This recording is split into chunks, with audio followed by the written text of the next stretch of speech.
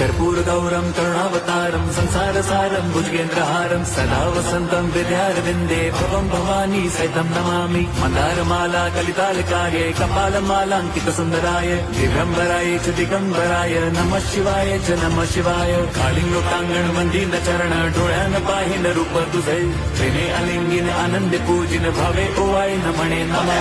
त्वमेव माता पिता त्वमेव बन्धु च सखा त्वमेव विद्या द्रविणं त्वमेव सर्वं मम देवदेव। कायेन वाचा मनसेन्द्रियैर्वा बुद्ध्यात्मना वा प्रकृति स्वभावात् करोमि यद्यत् सकलं परस्मै नारायणायति समर्पयामि। अच्युतं केशवं राम नारायणं कृष्णदामोदरं वासुदेवं हरिं श्रीधरं माधवं गोपिका वल्लभं जानकीनायकं रामचन्द्रं भजे। हरे राम राम राम हरे हरे, हरे कृष्ण हरे